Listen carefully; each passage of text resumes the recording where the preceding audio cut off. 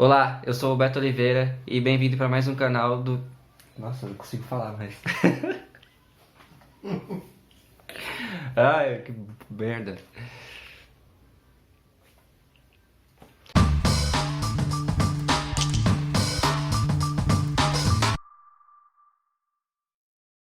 Olá, eu sou o Beto Oliveira e bem-vindo para mais um vídeo do canal Nas Entrelinhas. Tô bem enferrujado, já faz um tempo que eu não gravo vídeo.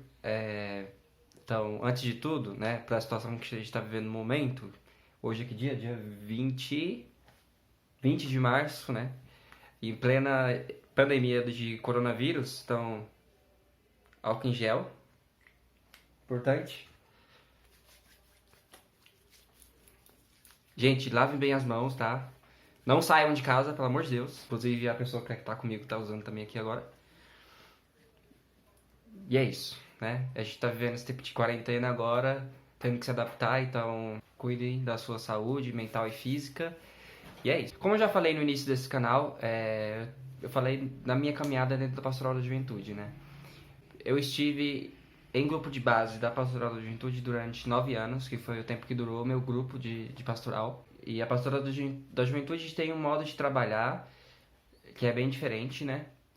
E muitas pessoas dentro da Igreja Católica não conhecem a PJ, não conhecem o trabalho da Pastoral da Juventude e mesmo assim fazem críticas a esse trabalho. A Pastoral da Juventude, como qualquer outra pastoral, tem o intuito de sair, de ser igreja em saída, de sair das quatro paredes e para o mundo, né?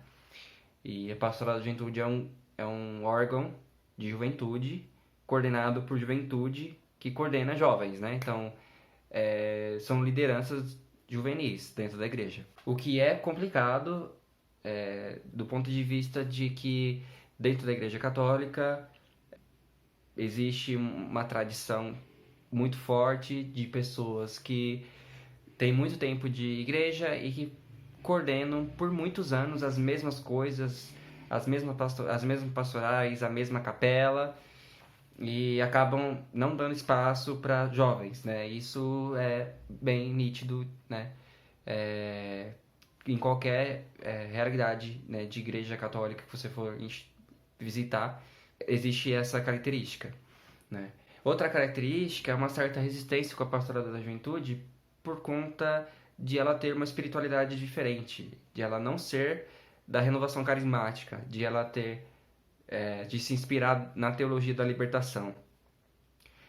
A teologia da libertação ela é muito demonizada e criticada pela Igreja Católica, ainda mais nesse momento, né, onde a Igreja Católica vive um avanço do conservadorismo e então a relação fica bem complexa, né? Ultimamente a relação da pastoral da juventude com a Igreja em si tem sido de bastante embate, né, político, né, ideológico, e enfim, e a questão da teologia da libertação, ela teve origem, né, na América Latina, né, no Concílio Vaticano II, que busca a opção preferencial pelos pobres, né, que é a opção que Jesus, o partido que Jesus tomou, né, a opção preferencial pelos pobres. Jesus a todo tempo falava de questões de cunhos sociais com as pessoas, né? Falava sobre o Estado, falava sobre o Império, falava dos impostos, e falava também da questão que hoje eu acho que é a principal contradição dentro da Igreja Católica, é a questão de que você não pode servir a dois deuses, não pode ter dois senhores. Não pode servir a Deus e ao dinheiro ao mesmo tempo. Ou é dinheiro ou é Deus. E a renovação carismática tem se alinhado muito com o avanço conservador do governo atual, Bolsonaro. Uma visão bem individualista da fé e da prática religiosa. Jesus Cristo sempre foi crítico dos dogmas sendo praticado de forma vazia. É uma contradição muito grande, né? Apontar o dedo, condenar, enfim, excluir pessoas, né? Do mundo em geral. Uma coisa que me incomoda muito dentro da Igreja Católica hoje, e isso já faz muitos anos, é a questão de que sempre se falou, toda a minha vida eu ouvi isso, de que não se mistura, não se discute política, não se discute religião, não se discute futebol. Pelo contrário, a gente tem que discutir sim. E aí as pessoas da igreja sempre se colocaram à parte do mundo, tipo, como se elas não fizessem parte do mundo. Ai, o mundão lá fora. Ai, o mundão lá fora é isso. Ai, o mundão lá fora é aquilo. Eu já ouvi padre falando em homilia que tá na moda ser LGBT, que tá na moda ser viado e ser lésbica. Então é muito complicado a gente se colocar à parte de um lugar que a gente está inserido. Jesus nunca fez isso. Nunca fez isso. Jesus estava com as piores pessoas que ele poderia estar naquele momento, naquela sociedade. Jesus estava com uma adúltera, Jesus estava com os pobres, Jesus estava com um cobrador de impostos, Jesus estava com as piores pessoas, as pessoas que eram mais julgadas naquele momento. E Jesus estava também, né, aquela linda leitura que ninguém entende, a maioria das pessoas da igreja não entende, da mulher adúltera, né? Jesus em nenhum momento chega nela e fala assim: o que você fez? Por que o pessoal tá atacando você? Ou por que você faz isso? Ah, se você faz isso, eu não vou te perdoar. Ah, se você faz isso, eu não vou te acolher. Jesus em nenhum momento fez isso. Jesus foi até ela e disse, né, abraçou ela e disse para ela não peque mais, né, seus pecados estão perdoados. Na época tinha uma questão mais profunda ainda, porque os fariseus ficaram, né, furiosos quando Jesus disse que os seus pecados estão perdoados, e para eles isso era uma blasfêmia, porque Jesus estava se colocando como Deus, e quem pode perdoar só é Deus. Então Jesus sempre se colocava como filho de Deus e se enfurecia o povo daquela época. Mas o principal nessa leitura não é isso. O principal dessa leitura é: não importa quem é a pessoa, não importa o que ela faz, não importa o que ela deixa de fazer, não importa quem ela é. Não importa a sexualidade dela, não importa a cor dela. A gente tem que acolher as pessoas, né? E as pessoas ficaram horrorizadas na época, né? E Jesus deve ter observado isso e disse: quem não tiver pecado, que atire a primeira pedra, né? Que a punição para adultério era apedrejamento. Então, Jesus sabia do que estava acontecendo, da situação social daquele momento, e falou isso. Isso me lembra muito o que aconteceu recentemente com o Drauzio Varela, onde o Drauzio...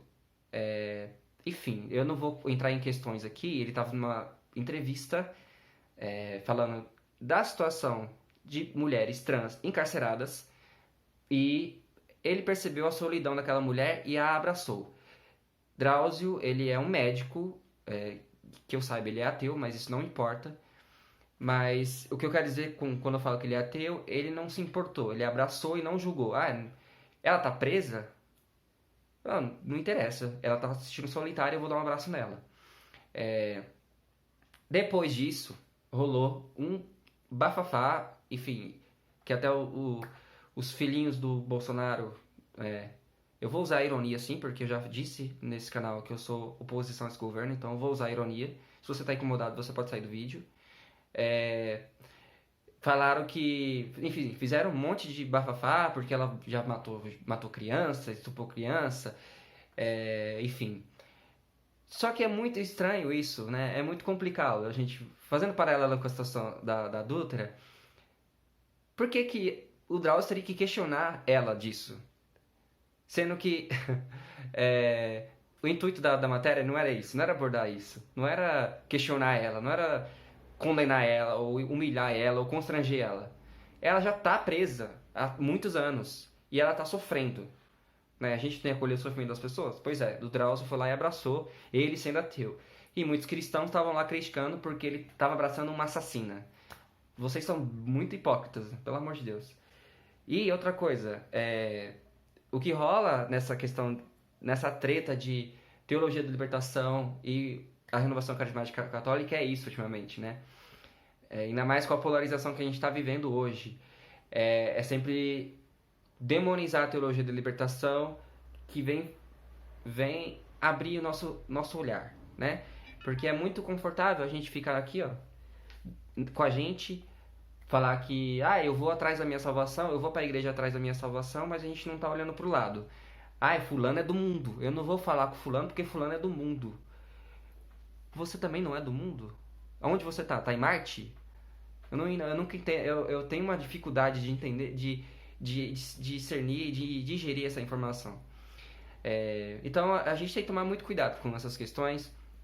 E há muito tempo eu queria gravar esse vídeo, porque é um vídeo, é um assunto, eu até falei errado, é um assunto que me mexe muito comigo, então já dá pra perceber, porque já tive muitos, né, conflitos com essa questão.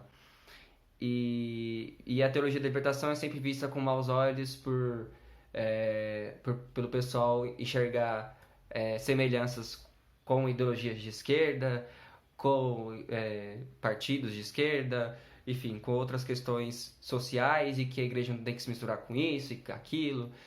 A gente não está falando nesse momento de partido político nenhum, a gente está falando de evangelho. Eu em nenhum momento falei de partido aqui. E outra coisa, esse negócio de ideologia, desculpa falar, mas assim, ideologia existe em tudo. Tudo que a gente faz existe ideologia. Inclusive eu já fiz vídeo sobre isso aqui, eu vou deixar em algum lugar aqui. Ideologia existe no nosso dia a dia. Tudo tem ideologia, né?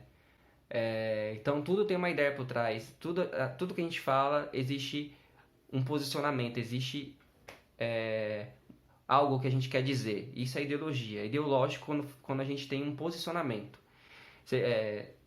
Não é exatamente político, partidário, é um posicionamento social. Olha, eu tô falando isso, isso, isso. Eu tô falando isso porque eu sou da periferia, eu tô falando isso, enfim. É isso que significa. Uma outra questão que sempre tem esse embate é que a teologia da libertação, pastoral da juventude, acolhe jovens LGBT, e essa questão ainda é uma coisa muito... que a igreja ainda fica muito fervorosa ainda, uma coisa parece que é do outro mundo. Eu acho isso muito engraçado. Ideologia de gênero, gente, esse termo não existe. Não existe. Ninguém tá na escola ou no governo, agora não, né? Porque o pessoal disse que acabou a mamata, né? Mas no governo do Lula e da Dilma não existia esse negócio de kit gay que inventaram, de mamadeira de... Enfim, não vou falar do nome, porque talvez dê algum problema, mas vocês entenderam. Não existe isso, não existe um plano para fazer que as crianças comecem a fazer sexo ou que as crianças virem gay e lésbica. Primeiro, criança não tem sexualidade. Segundo, que educação sexual e ideologia de gênero... Primeiro, ideologia de gênero não existe. E educação sexual é outra coisa. Educação sexual a gente está falando de educar as crianças a respeito da sexualidade delas, né? Do que é os genitais, de como que funciona a reprodução, de que falar para a menina, por exemplo, que ninguém pode tocar no corpo dela, para que ela possa identificar um assédio, uma tentativa de estupro. É isso que é educação sexual. Ideologia de gênero não existe. O que se discute hoje é orientação sexual e identidade de gênero. Orientação sexual, lésbica, bi, pan e gay são as orientações sexuais. Lésbicas, as mulheres que se atraem por mulheres. Gays, que se atraem por homens. Homens que se atraem por homens. E bissexuais, que se atraem por mulheres e homens. Na questão de identidade de gênero, tem as pessoas cis. Eu sou uma pessoa cis. Eu sou homem, biologicamente homem. Nasci com um órgão masculino. E me identifico como homem, né? Então, sou um homem cis. Uma pessoa trans é uma pessoa que nasceu de um sexo biológico e em algum momento ela pensou assim, caramba, esse negócio que tem aqui no meio das pernas não faz sentido porque eu não me sinto desse jeito. Eu me sinto do outro jeito. Só que eu nasci com isso. Então isso é uma pessoa trans, entendeu? Onde a cabeça dela ela se vê, por exemplo, como uma mulher no corpo de um homem. Ou seja, ela é uma mulher trans. Que é o caso da mulher lá que conversou com o Drauzio. Tentei ser o mais didático possível.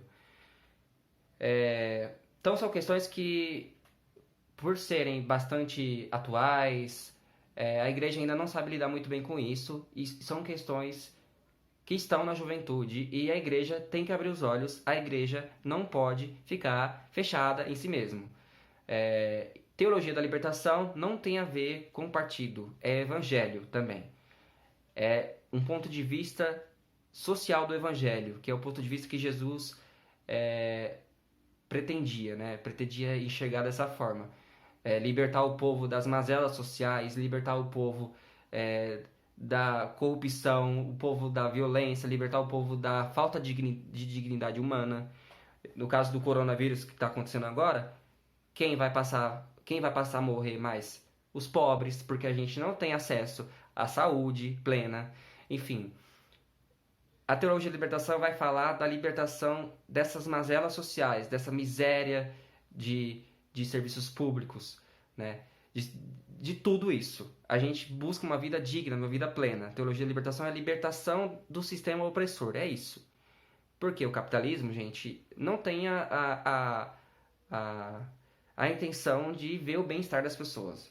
Desculpa, eu não vou ficar falando aqui, a gente tem como, através do capitalismo, mudar a situação. Não dá. Não dá para construir uma sociedade igualitária tendo que tolerar pastores tirando dinheiro do povo, ou padres também tirando dinheiro do povo, ou simplesmente olhar para o Vaticano e ver aquele ouro, aquela prata toda dentro, né, de um lugar rico daquele, e ver o pessoal passando fome no mundo, né? Sendo que Jesus disse que a gente não pode servir a Deus e ao dinheiro. Então é isso, gente. Eu acho que era isso. Vim explicar mais ou menos, né, o que eu penso sobre o que é teologia da libertação, o que é a pastoral da juventude e como anda esse conservadorismo na igreja, né? E como que eu analiso isso diante da conjuntura atual.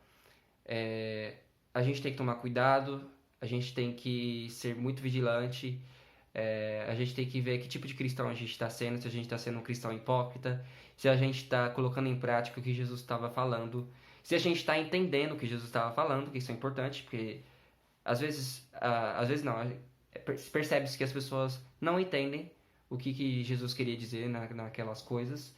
Então, vamos ter uma postura mais reflexiva, contemplativa, de entender, né, as coisas, de olhar para as pessoas de uma forma atenta, de ter uma escuta atenta, né? De a gente ser menos egoísta, né? É uma dificuldade muito grande da gente de se colocar no lugar do outro, né? Ainda mais nesse momento de ódio que a gente está vivendo. Então vamos parar para pensar um pouquinho, vamos refletir. E é isso, gente. Dê like no vídeo se você gostou. Se você não gostou também, dá dislike, enfim, não me importo. Se você ainda não se inscreveu no canal, oi, eu sou o Beto. Talvez você me conheça de algum rolê aí, da faculdade ou, enfim, de outros lugares. Se inscreve aí que eu vou tentar gravar mais vídeos. Era mais essa época de quarentena, acho que dá pra gravar mais. E é isso, gente. Me siga nas redes sociais. Meu Instagram, PR7Oliveira. Meu Twitter também é PR7Oliveira. No Instagram, de vez em quando eu posto poemas, contos, então segue lá, porque de vez em quando eu posto umas coisinhas. De vez em quando, a maioria das vezes eu tô biscoitando um pouco, mas veja as coisas legais que eu posto. E é isso. Tchau, tchau.